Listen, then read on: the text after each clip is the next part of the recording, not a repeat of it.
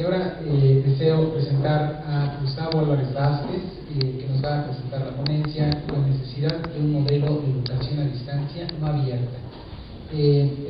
Gustavo Álvarez Vázquez es maestro en estudios latinoamericanos por la UNAM, es licenciado en sociología por la UAM Azcapotzalco, es profesor de la Universidad Autónoma del Estado de México y también es profesor en el UNEDAR. ¿Quién es el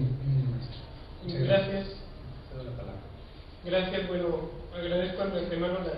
la invitación a participar en este evento, precisamente recuperando algunas reflexiones que habíamos hecho con respecto a educación a distancia durante la experiencia que tuvimos en UNEDAR. Y que precisamente en este caso me lleva a plantear, hacer una invitación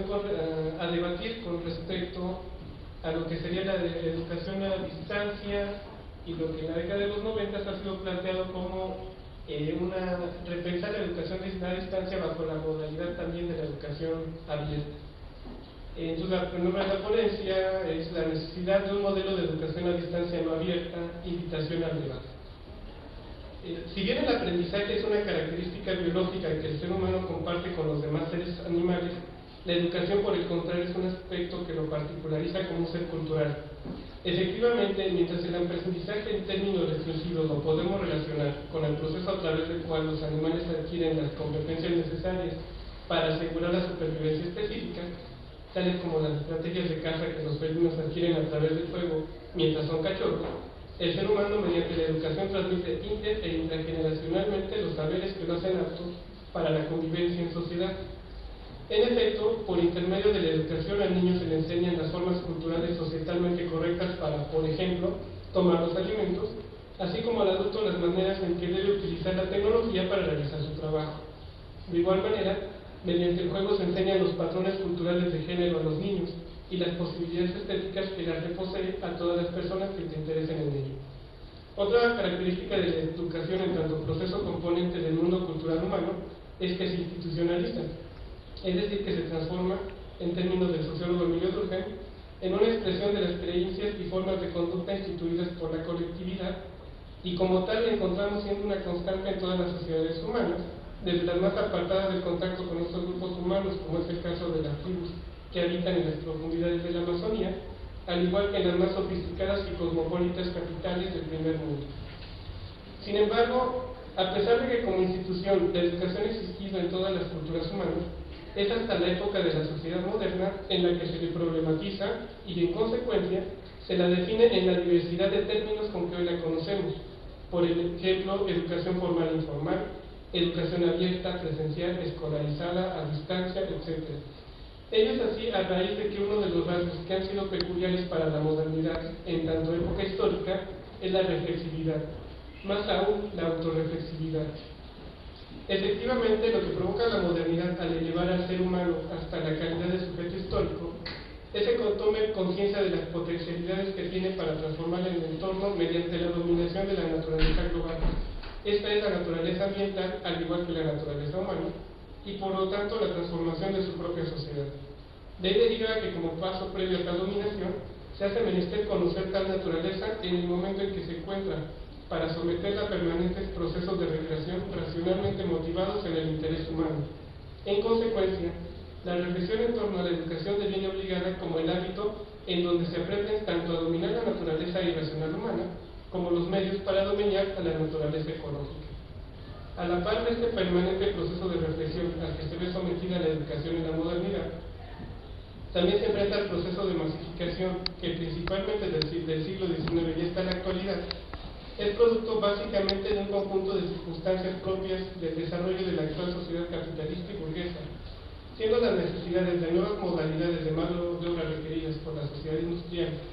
la consolidación de la doctrina de los derechos humanos y ciudadanos como los parámetros básicos desde los cuales se evalúa el progreso civilizatorio de las sociedades, de las necesidades organizativas del nuevo Estado-nación burocrático moderno, soportado en una racionalidad de tipo instrumental, y de la necesidad que tiene la burguesía por sentar las bases de una nueva nobleza, entrecomillado, que legitime su posición de clase dominante en esta sociedad, desde la cual se construye la percepción a la generalidad de los individuos de que la educación es un instrumento necesario, incluso diríamos que el principal, para la movilidad social, así como un derecho que por naturaleza corresponde a todos. Así, desde el siglo XIX se sientan las bases de las luchas que los sectores populares desarrollan para universalizar el acceso a la educación y con ello asegurarse su inclusión en la sociedad burguesa, tanto como actores de mercado como formando parte de la élite cultural. Al mismo tiempo, durante el mismo siglo XIX se consolida la percepción del vínculo Estado-Nación-Educación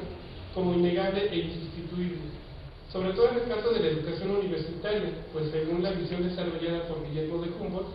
solamente el Estado es la única institución que puede garantizar que la universidad pueda ser el espacio para desarrollar la ciencia libre y también crear la nación cultural, en este caso específico la prusiana, pero incluso podemos rescatar en este sentido el caso mexicano, en el cual el liberal José María Luis Mora sabía con toda claridad que era a través de la educación que se había de crear al ciudadano de la recientemente independizada nación mexicana. Así, el auspicio y la guía del Estado para con la educación está plenamente justificada. Partiendo de lo anteriormente descrito, podemos plantear la primera distinción importante que el proceso educativo presenta en la sociedad moderna con respecto a las otras sociedades, que es la que establece la confrontación entre, por un lado, la educación formal y, por otro lado, la educación no formal. En el caso de la primera, se la concebirá así en tanto el proceso educativo se efectúe en un espacio institucionalizado y creado ex profeso para desarrollar la labor educativa y que son las escuelas. En contraposición, se considera la educación no formal como todo aquel proceso educativo que se realiza en espacios que no se tienen como propiamente educativos, pues el Estado no les da este reconocimiento, pero que sin embargo sí presentan esta actividad, tal como son las instituciones religiosas. Como mecanismo para universalizar la educación, el Estado moderno privilegia la modalidad formal,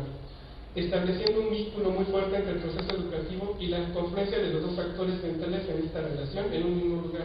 el educador y el educando. Es decir, se privilegia lo que conocemos como educación presencial. Sin embargo, conforme la educación fue demandada por los ciudadanos como un derecho humano, así como por las clases empresariales que necesitaban una mano de obra más calificada que en tiempos anteriores, se encontraron las limitantes que la modalidad presencial en la educación presentaba ante un ambiente en el que la población más desprotegida y marginada no poseía los medios materiales económicos para desplazarse hasta un establecimiento educativo. En consecuencia, se desarrollan políticas gubernamentales que llevan la educación hasta estos sectores poblacionales. Por ejemplo, tal fue el caso de México a través de las misiones culturales vasconcelistas. No obstante, a la par de lo anterior, en el ámbito no formal se va desarrollando lo que conocemos en la actualidad como la educación a distancia. En efecto, si definimos esta modalidad como aquella en la que se sustituye la interacción presencial entre docente y alumno por una interacción mediada mediáticamente, resulta que ya en 1728 encontramos un antecedente cuando en la Gaceta de Boston se publica un anuncio en el que se ofrece un instructivo de autoestudio, además de la opción para los alumnos de tener tutorías. Igualmente, en 1840, Isaac Pitman organiza en Inglaterra un curso por correspondencia y en 1843 la Phonographic Correspondence Society se conforma para ofrecer correcciones de ejercicios taquigráficos por correspondencia. No obstante, estos cercáteos